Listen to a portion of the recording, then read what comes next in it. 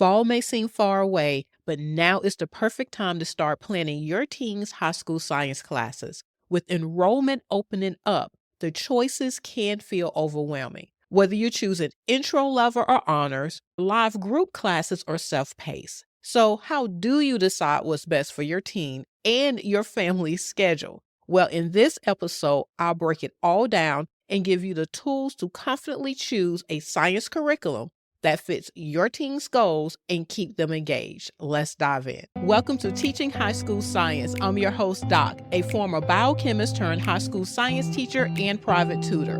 Whether you're homeschooling your teen through high school science or teaching online, join me as I share tips and strategies I've learned over the years for at-home and online labs and activities, breaking down complex concepts and structuring learning in a way that makes sense. Now, let's dive into today's topics. Before diving into course selection, take a step back and consider your teen's long-term goals for science. If your teen is planning to pursue a STEM field, they'll likely need honors or AP level classes. Now, if they're looking at pre-med, engineering, or another really science-heavy field, then you'll definitely want to consider moving into advanced placement level AP level courses after honors. If your teen is focused on humanities, business, or arts, a standard or introductory level science course may fit better. The goal here is to build confidence and understanding without unnecessary intensity. You also want to take a moment and review what's already on their transcript. If they've taken biology and standard chemistry, then the next step may be a physics course or an honors or AP level chemistry course. Now, if they struggled in chemistry, then you may want to consider a refresher or a standard level physics course. This may be a better choice before tackling a more advanced science. If you need a refresher on sequencing science courses, revisit episode 1. Once you know your teen's goal, it's time to match them to the right course level.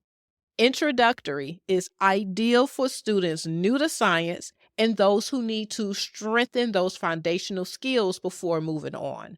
Standard is a solid science education without the rigor of honors or AP, and it's perfect for general learners. Now, honors level courses are great for those students that are really motivated in science, preparing for STEM fields, and or preparing for advanced placement courses, which leads to AP courses. These are college level courses, and they require a strong foundation in not just skills and math, but also commitment.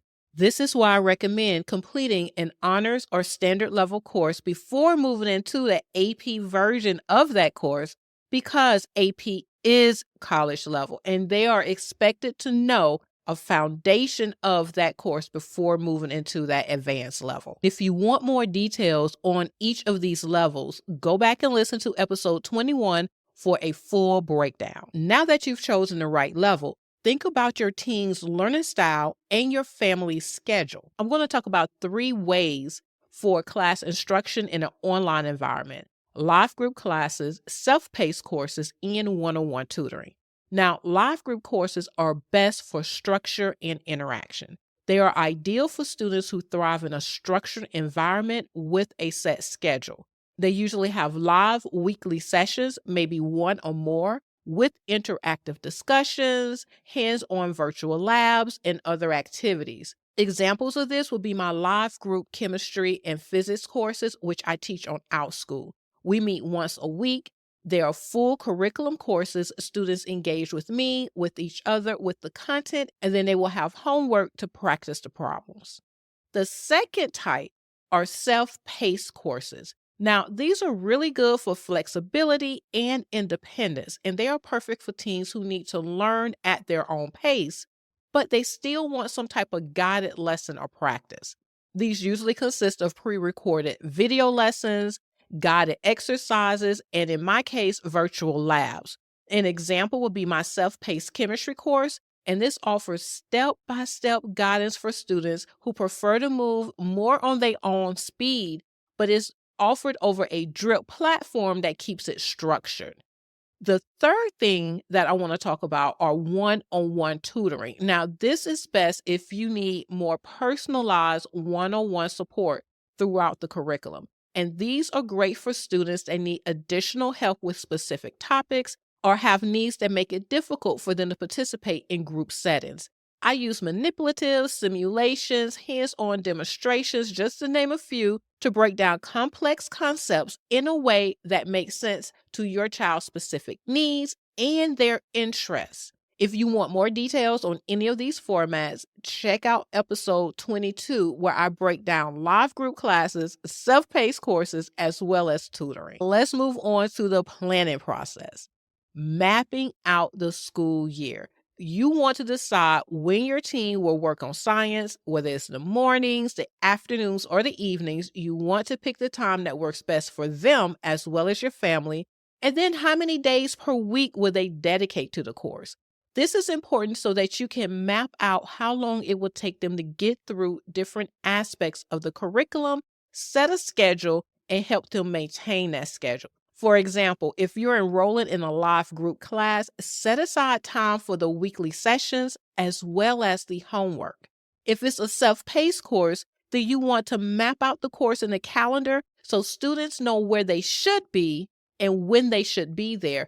And also make sure that you allow time for makeup and repeat of assignments that they didn't quite grasp, because they're going to need that content as the content builds upon itself.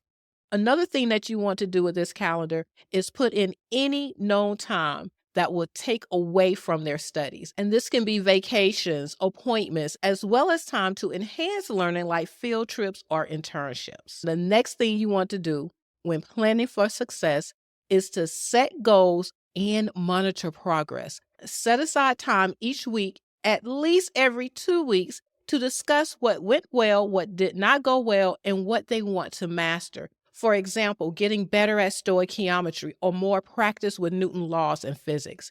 Then set a learning goal. An example may be that they will practice a stoichiometry problem at least 3 times a week in addition to any homework. The key here is to plan those check-ins. Set a time that they must complete this by and check in to see how they do. Now, this is not a penalty if they do not do it. However, it is a time to consider those obstacles and discuss those strategies to overcome those obstacles. Now, let's talk about some courses that I offer. I mentioned my live group classes and my self-paced courses. Now, with my live group classes, I offer these on OutSchool.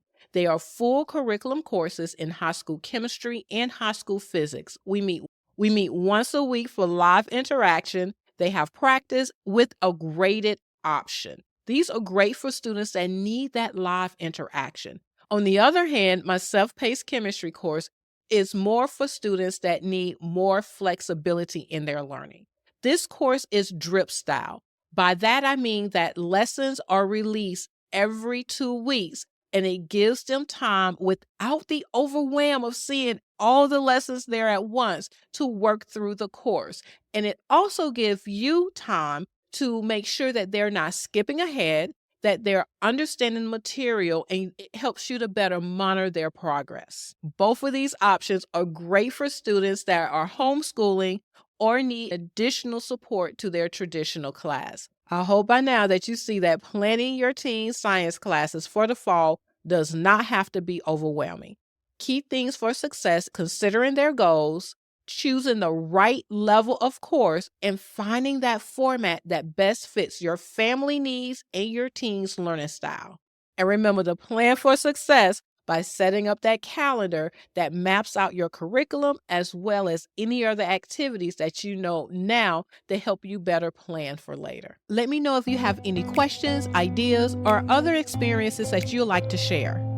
Head on over to my podcast page, which you can access by visiting my website at thesciencementor.com. Then select podcast from the menu and subscribe now to the Teaching High School Science podcast for your regular dose of motivation and just-in-time science ideas. And together, let's make high school science a journey of exploration and achievement. Until next time, remember, curiosity leads to endless possibilities.